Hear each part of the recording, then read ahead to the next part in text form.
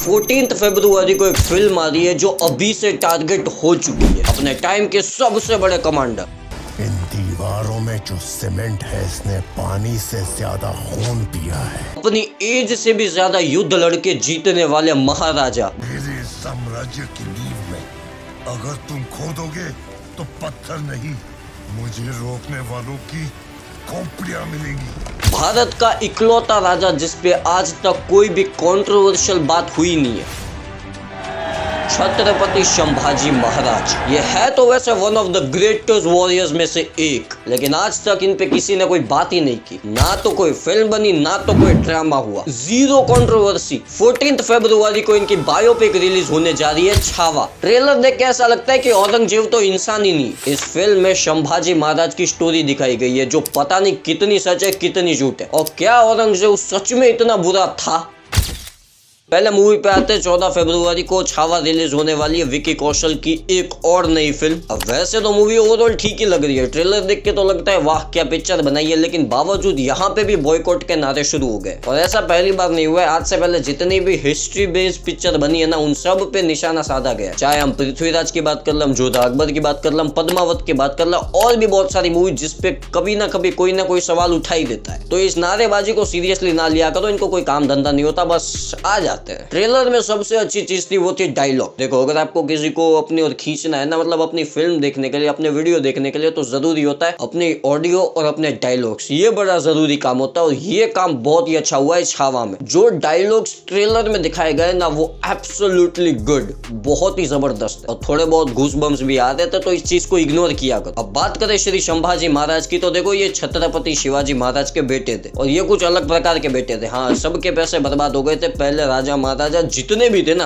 उन सब के पैसे बर्बाद हो गए थे बेटों में, लेकिन इनके नहीं हुए। हिस्ट्री में जितने भी राजा महाराजा थे ना, चाहे वो कितना भी बड़ा राजा हो, कितना भी बड़ा महाराजा हो, उनके बेटे बर्बादी दे, लेकिन यहाँ नहीं। फॉर एग्जाम्पल अगर हम अकबर की बात करें, तो अकबर वॉज ग्रेट, अकेला इंसान जिसने पूरे के पूरे मुगल एम्पायर को बना दिया था, लेकिन उसके बेटे जहांगीर में तो पैसा बर्बाद ही था। एक और एग्जाम्पल ले लो, Maharana Pratap was great warrior, one of the greatest warrior, लेकिन उनके जो बेटे थे अमर सिंह, लेकिन वो कुछ खास कर नहीं पाए। आज के टाइम पे भी देख लो, Amitabh Bachchan one of the greatest actor on the history of Bollywood, लेकिन उनका बेटा तो बर्बाद ही है। खान साहब को देख लो, Shahrukh Khan the superstar of Bollywood, इकलौता, लेकिन उनके बेटे तो भाई ड्रग्स में ही पड़े हुए हैं। ये प्रॉब्लम हर जगह है, लेकिन यहाँ पे नहीं। संभाजी महाराज आई थिंक इकलौते ऐसे बेटे होंगे जिन्होंने भाई मुगलों का है ना जीना आराम कर दिया था इन्होंने, और ये रियलिटी है। आज से पहले इनके ऊपर कोई उतनी ज्यादा बात नहीं करता था। इनकी एक अनटोल्ड स्टोरी थी, वो MS धोनी की तरह। भारत के जितने भी वॉरियर्स थे ना, उनकी कहानी मतलब घर घर में फेमस होती है, लेकिन इनकी उतनी नहीं थी सीरियसली। मगर जो मूवी आ रही है छावा, इससे पता चलता है कि देखो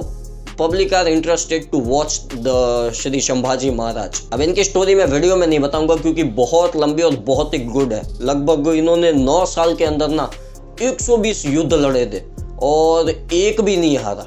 अब पूरी स्टोरी में नहीं बताऊंगा इनकी, बस ये एक स्टोरी थी जो मुझे पता था कि मूवी में होने वाली, ये मैंने बता दी। अब इनकी पूरी स्टोरी जाननी है तो हमें 14 फरवरी का इंतजार करना पड़ेगा मूवी आने तक। अब बात करें औरंगजेब भैया की, क्या ये इतना खतरनाक था, मतलब क्या ये इतना क्रूर था, इतना खतरनाक था कि इन शॉर्ट क्या ये एंटी हिंदू था। अब फैक्ट्स पे चले तो देखो ये एंटी हिंदू नहीं था, पर ये अपने धर्म से बहुत ज्यादा प्यार करता। ये बात अलग है कि इसने प्रॉब्लम्स जो है वो हिंदूज और सिख्स को ज्यादा दिए, मगर कोई पर्सनल दुश्मनी नहीं दी। बस प्रॉब्लम ये थी कि ये अपने धर्म को लेके बहुत ही ज्यादा सीरियस था। इनकी एक स्टोरी सुनाता हूँ। ये एक वॉर लड़ रहा था औरंगजेब, और जब इसको पता चला कि देखो नमाज का टाइम हो गया, तो ये जंग के बीचों बीच, तो जंग के वक्त इसने सारी जंग रोकी, मक्का की तरफ देखा और पहले नमाज पढ़ी, उसके बाद इसने वॉर को कंटिन्यू किया। तो ये इतना सीरियस था अपने रिलीजन को लेकर। और यहाँ पे आप मेरा पॉइंट ऑफ व्यू पूछो पर्सनली, तो देखो पर्सनली औरंगजेब पर्सनली बहुत ही अच्छा था, एक ईमानदार इंसान आप उसे कह सकते, लेकिन एक राजा के तरीके से वो पूरी तरह से फेल हो चुका। ये एक बड़ी खूबी थी कि वो बहुत ईमानदार था अपने लोगों के लिए,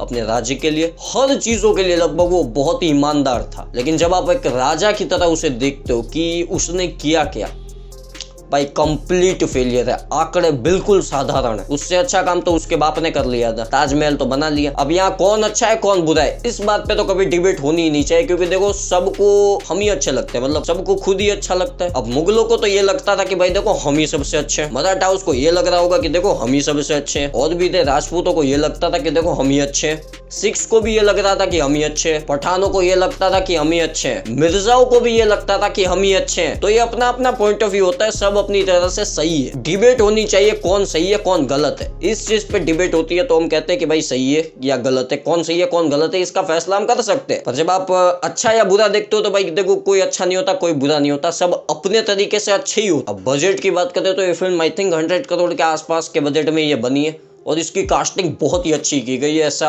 ट्रेलर देख के लग रहा है। अब फिल्म आएगी तब पता चलेगा। खैर वैसे आज के लिए मेरे पास उतना ही। अगर आपको वीडियो अच्छी लगे वीडियो को लाइक करो, चैनल को सब्सक्राइब करो, नोटिफिकेशन बेल दबाओ, टेलीग्राम का लिंक डिस्क्रिप्शन में होगा, ज्वाइन कर लो।